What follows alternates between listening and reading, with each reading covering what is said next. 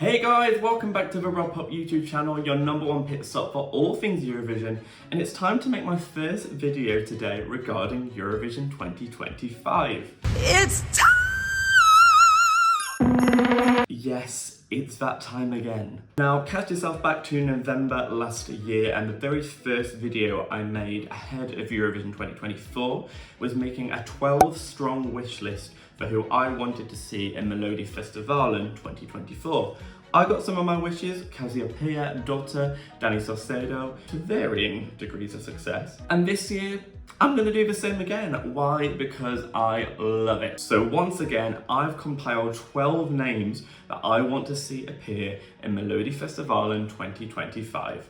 I've compiled 8 names who have appeared in Melodifestivalen before, who I'd like to see return, and 4 who I'd love to see debut for the very first time at the contest. You'll probably be familiar with these names, and I'd love to hear down below, who do you want to see at Melodifestivalen 2025? And before we do begin, as ever, I'd love to remind you to subscribe to this channel. This is just the beginning of the Eurovision 2025 journey. Just as I did last year, I will be covering every single entry as and when it comes, many of the national finals, analysing who I think could win. It's all coming, so hit that subscribe button. Give this video a like if you enjoyed what you saw, and hit that bell if you want a notification every time I upload a video.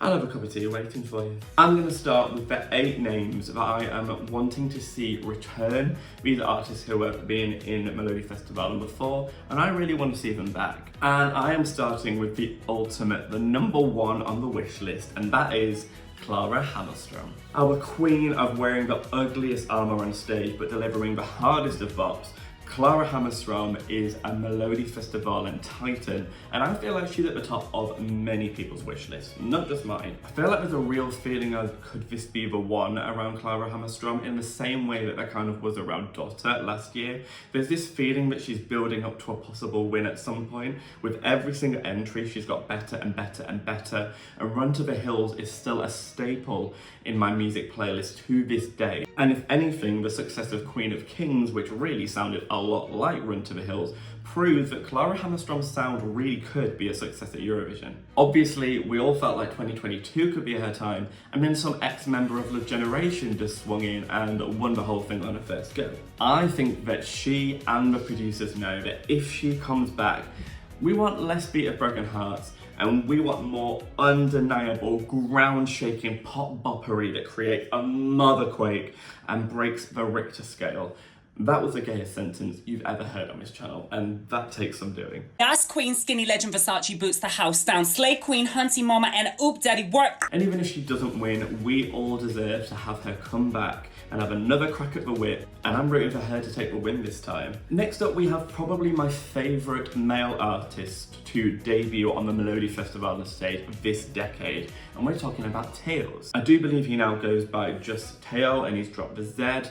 Don't know what that means, but we respect the artistry. Theo participated in 2022 and 2023, and typically artists like to take a year off without returning for a third time, so that they don't feel oversaturated, and so people don't really get the chance to feel bored and think, oh god, him again. And there's definitely a demand on my end for some more Theoz. So often, third time lucky strikes, and people get their best result on their third go around. And his brand of pop is exactly what I love about Melodifestivalen. I feel like a lot of men who enter Melodifestivalen take themselves super seriously, and that's something that I've never felt about Theoz. His brand of pop is sort of unashamedly a party. It feels young, it feels fresh. It almost gives me like BTS K-pop vibes at times, and it always just feels so feel good. He is pop, pop, pop through and through, and I think that the best thing about him is the fact that both of the songs he's entered so far, which have made the final, are in the Swedish language. Now, you will know if you've been watching Melodifestivalen over the last few years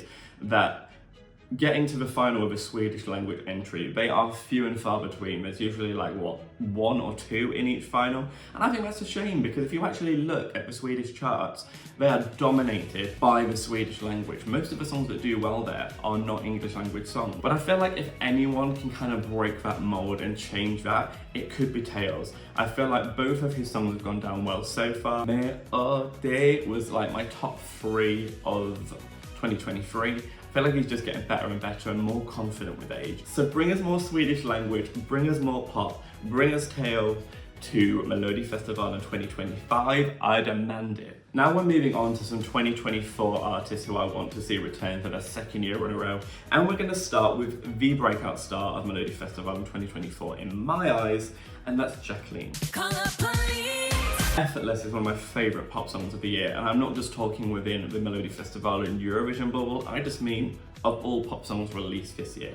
It was so good, a very Agnes feeling disco pop tune that just slinked its way through 3 minutes effortlessly. Pun intended. And naturally, I'm desperate to see how she follows that up. Often, the first entry is just a taster of what's to come. And we saw with Jacqline that she smashed this first go. Stage presence, check. Vocals, check. She had quite simple staging this year and I felt like it could have been amped up more, and I could tell that Jacqline could cope with it as well. And that's what Sweden love to do. The entries that they really want to do well, they give amazing staging to. Jacqline could cope with that, undoubtedly. I feel like we're due another influx of females to really take on the latter half of the 2010s. Dotta's on her 4th appearance. If Klara Hammarstrom returns, she's on her 4th appearance. Jacqline would take us into this new era of Swedish females going into like the last 5 years of this decade, and I feel like she's a really good artist to sort of bring some more life and some youth into this contest. I really believe she's good enough. I have faith. I want her back. Sticking with 2024 artists, I have to say though, if there is one artist who deserves redemption, it's Froken Snusk. Our Mass Queen, who then went on to win Mass Singer Sweden in May, wound up with the biggest breakout hit of Melodifestivalen 2024 with Unga och Fria. Yet in the competition itself, it didn't make the final. Make it make sense. It's not adding up. There does seem to be a real disconnect, as I've mentioned before, between songs that actually do well in the Swedish charts and the voting public of Melodifestivalen. And I think that's becoming one of the biggest problems that Sweden are having at the moment, and it's why they've got themselves stuck in a bit of a rut. The voting public seem averse to actually taking a risk on anything that isn't just the safest part. But I do believe that if Ms. Snusk came back for a second time, the public wouldn't be foolish enough to squander her and let her fail to make the final a second time. I think they'd be outraged if they did, and I do believe the producers would do anything in their power not to lose the opportunity of at least having her in the final again. The songs that missed out in Andra Hansen this year were just insane. We ended up with a final of 12 songs that all felt so safe. And if you just have had Froken Snusk, Scarlett and Gunilla in the final, it would have breathed such life into it. Marcus and Martinez would still have won anyway, but the final would have felt less like we're dragging our heels through 12 songs, and instead like we actually had some ups and downs and something that sounded a little bit different from the safest of radio pop. Froken Snusk is such a breath of fresh air in Melodifestivalen, and I think it's such a travesty that she was snubbed in the way she was last year, and I beg that the producers do whatever they can to get her back. She would be a risk for Sweden while showing a different side of what actually does well in their charts. It's not just safe radio pop that does well in Sweden. This kind of brand of EPA, as they call it, is huge in Sweden, and I don't think it's so out of the realms of a possibility that this would do well if it made it to Eurovision. We've seen in the last few years that songs that really stand out, we're talking Cha Cha Cha, Rimtin Tagidin, Incorpore Sano, even The Code if we're wanting to talk on a slightly less novelty side of things. Those things are really connecting with the public at the moment, and I think Sweden really need to take a look at that and realise they actually have that in their own backyard, and it's in the form of Froken Snusk. She's fine without Melfest. She's been racking up hits without it. Melfest needs her. Next up on my list, I have Wiktoria. Now, I know what you're thinking, this is a lot of solo females so far, but did you really expect anything else? Our country bumpkin turned electro-pop princess is definitely due another crack at the rodeo after being shunned into 5th place with All My Life, Where Have You Been in 2023. In previous attempts, Wiktoria had made the final all 3 times, so this was a real fall from grace. In my opinion, that song did deserve better. It wasn't her best effort so far by any imagination, but I think 5th place was really harsh. It deserved at least Andra Hansen. But I feel like this year in music, country has had a bit of a revival. We're talking Austin by Dasha, a bar song by Shabuzi. We've just had Chapel Rowan tease a country song coming up as her next song. I really do feel like country is starting to make its way back into the mainstream. So if Sweden want to stay on the pulse of popular music in a way that isn't just the same pop, I think they can turn to Wiktoria to deliver a country banger. Just like As I Lay Me Down, which honestly, I still think should have won in 2017. Fuck your treadmills. No! God, please, no! She may have been in it 4 times before, but she is still only 28 years of age. She's young, youthful, fun, gorgeous. She's got a real vibrancy on that stage, and I really think if you put her back into that country pop lane, she will shine and she will give us another entry that I think Sweden can really latch onto. Now, as usual, this list has been pretty female heavy, as I'm sure you've noticed, so it's time to bring another solo male back into the mix of people who I want to see. I've seen the idea of Måns Zelmerlöw floating about in the windmill. Personally, that doesn't really excite me. I don't really know that he can build much more on Heroes, but the 6th artist that I want to see return is Darin. Back in the late noughties, early 2010s, Darin was one of the biggest names in Swedish pop. He felt like a very viable export into like English and American territories, working with the likes of Red One. He also entered Melodifestivalen in 2010 at the peak of his success with the song You're Out of My Life, which if you ask me, wasn't really a great representation of how good Darin could be. But toward the end of last year, Darin did release his first studio album in 6 years. This year, his song Electric, I heard it on like Radio 2 and like Gadio in the UK. So I did feel like Darin's comeback was kind of making small waves, but if he wanted to make a big wave, hello, Melodifestivalen would have him back in a heartbeat. There does seem to be a small wave of a Darin-essence. No. And honestly, I think he's still a big enough name in a nostalgic sense as well, that he could genuinely win it with the right song. Sod it. If you've got to have Måns Zelmerlöw back this year, bring Darin back as well. A competition of 2 real big naughty Swedish pop male names. I would like to see it. I am Molly, I am Holly, I am Polly, and now with added Yoli. I'm not joking. We've had 6 years without a dose of Dolly Style in Melodifestivalen, and truly, my life is worse off for it. It's about time, and for the first time ever, we have 4 Dollys, and if you ask me, the more Dollys, the better. I think the appetite for them is absolutely there. They could have absolutely milked this and been back many more times now if they wanted, I'm sure, but I feel like 6 years is a good enough time to really refresh that brand and reintroduce Dolly Style back to the Melodifestivalen stage. And they've been putting in the hustle. Some artists, they feel like they only exist for Melodifestivalen, but Dolly Style have been putting out release after release after release for the last few years. In fact, they've put out some real bangers in this last few years alone.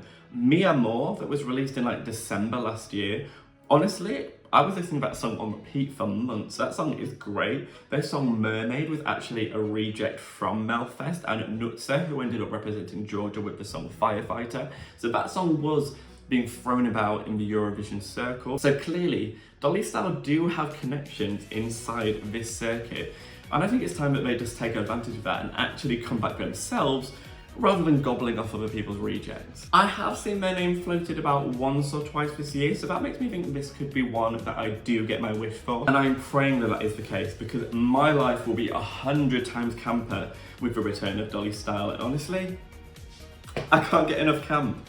That's what I want from Sweden. And last but not least of the 8 acts that I want to see return to Melodifestivalen, we go from one camp group to possibly the campest group to ever grace the Melodifestivalen stage. If not the world, it's Alcazar. Alcazar are Sweden in a nutshell. Even just the sight of their glittery catsuits is enough to throw you into a gay Eurovision frenzy. And we have seen them dabble in returning recently. Most notably, they were an interval act in the final of Eurovision this year as the kind of butt of the joke that they were a camp act beginning with A. They're not ABBA, but they are Alcazar. And just last week, in fact, the members reunited on one of Sweden's biggest TV shows, Så mycket bättre, and they came back together in like a loving celebration. Again, in a world where it feels like Melodifestivalen is just becoming 30 radio-friendly tracks in varying shades of predictable beige, Alcazar are the rainbow, the technicolor that really gives this show life. And it's what Sweden needs to keep the life in this contest. Yes, it's about finding a Eurovision entry, and realistically, are they going to send Alcazar? Probably not. But above all else, it is also a TV show that does really well in Sweden. And Alcazar are the entertainment. It feels like they can never get camper, and then they do. Blame It on the Disco was 2014.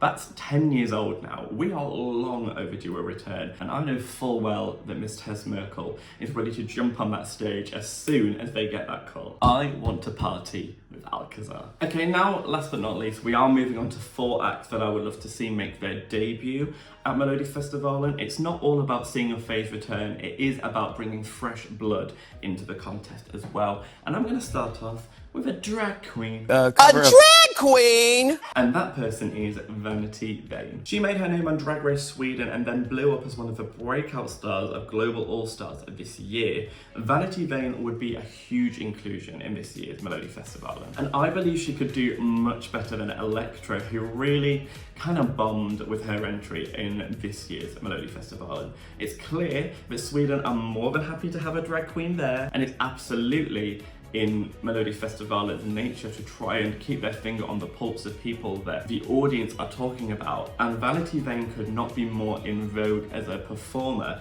than she is right now, having had Global All-Stars finish just a few months ago. Vanity performed the song Creatures of the Night in the talent show of Global All-Stars, and honestly, it was an absolute banger of a song. I don't really get down with a lot of Drag Race alumni songs. I think they often sound quite cheap.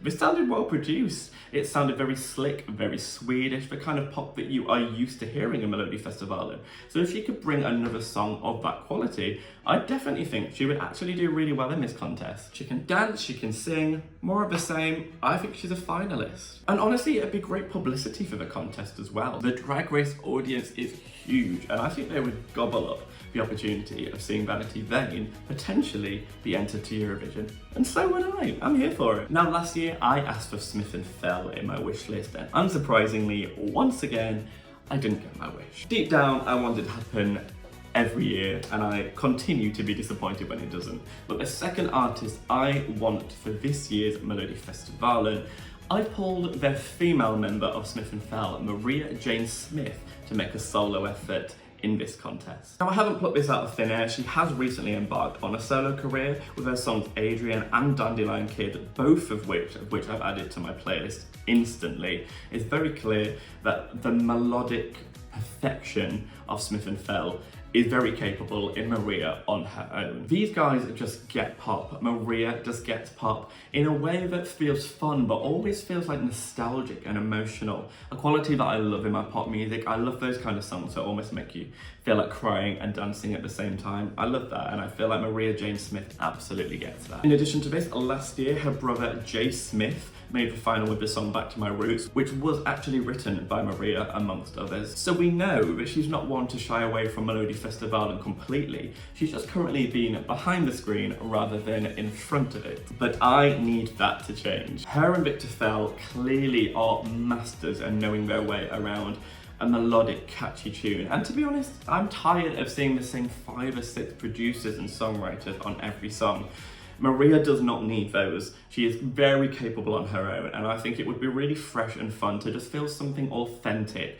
Maria is the definition of authentic, and we need more of that in what feels like quite a manufactured Melodifestivalen at the moment. I think it would do really well. I think she's a class act. Come on, Maria, one of these days, you've got to make me happy. Moving on to my third wish now. And as I've mentioned previously, one of the biggest flaws in Melfest right now is that there seems to be a real gulf in the separation between what does well in the Swedish charts and what seems to do well with the voting public at Melodifestivalen. And for that reason, I feel like it's become harder and harder for Melfest to attract Sweden's biggest names. People like Molly Sandén would probably turn their nose up at ever returning again because they've had so much success outside of the competition that they really just couldn't get from actually participating in Melodifestivalen itself. I feel like the producers need to work overtime to try and bridge that gap if they want Melodifestivalen to continue to produce breakout stars and continue to be the massive behemoth success but it's been for decades now. So I've tried to find someone who I think could bridge that gap, and the person that I've landed on is Leksell. Viktor is undoubtedly one of the biggest names in Swedish music right now, scoring top 10s left, right and centre, and his collaboration with the aforementioned Molly Sandén has been a huge #1 in Sweden this year, the song Lost and Found. Great song. If you haven't heard it, you really should check it out. Would he ever consider Melodifestivalen while riding such a high? Probably not. I try and stay realistic in these predictions, otherwise I could be asking for Zara Larsson every year, but you know, that's not going to happen. However, the reason why I feel like I've got a sliver of hope for Viktor, albeit very small, is because he was a member of Bjornzone, a fictional boy band that was put together for an interval act in Melodifestivalen this year. So evidently, his popularity hasn't got him thinking he's better than Melodifestivalen. He's clearly happy to show his face there. So does that mean he would maybe consider risking his career on participating? If he didn't win, could it be a pin in his career? I'm not sure. I think what we've seen from people like kind of Firm and, as I've mentioned, Molly Sandén, that it doesn't have to be the end if you don't achieve success in Melodifestivalen. There are other avenues to re-achieve success. But you can't deny that whilst Viktor is absolutely at the top of his success right now, why would you risk Melodifestivalen? I'm not sure, but this is just a wish list, and there is no doubt that Viktor is absolutely on this wish list. He's got such a thoughtful brand of pop that I feel like Sweden don't dabble with much. They kind of did with Cornelia Jacobs, but I feel like Viktor is extremely raw, unmanufactured, very real, and I would love to see Sweden be represented by something like that. It represents their music scene, and that's what we've been begging for more of from them. This is probably nothing but a prayer. Go on. Why not? And last but not least, the final act I want to see debut at Melodifestivalen, the 12th act that I want to see grace that stage, and honestly, we've saved the best for last. It's wishful thinking, but it's 18s. Last year we saw 18s return as an interval act in Melodifestivalen itself, which lit off a flame for me, and I've not stopped forcing Upside Down into my poor boyfriend's ears for the entirety of this year. I think he loves it, really. They've also now been confirmed to be at Mighty Hoopla in London, which is like a queer festival in May next year. So they're clearly not stopping on their comeback trail. So I've decided in this big old brain, in order to really consolidate their return, why not try and make it to Eurovision? I know this is a dream. I know this is almost never gonna happen. But imagine when the reveal of all the artists comes along and they've managed to keep 18s a secret for all this time. The universal gaggery that would bullet through the Eurovision fan base. Honestly, it would be a gay heart attack. In fact, imagine if my dreams came so true, we got Alcazar and 18s in 1 year. Gay heaven. I want the campest of costumes, I want this naughtiest cheese revival, and I want it in my Melodifestivalen now. I know Marie Serneholt would surely want to when her Salt and Pepper. That can't be the last time we ever see her at Melodifestivalen. I mean, come on. It's not a want, it's a need. That's who I want. Who do you want? I really want to have a discussion down below with big Melodifestivalen fans like myself, people from Sweden who may introduce me to artists that I've never even heard of before. I want to know who you want to see, so let me know down below. But for now, I still want 18s, and I will die on that hill. For this video, however, we are done. Tusen tack for watching. Hit that subscribe button, and I'll see you in the next video. Mwah.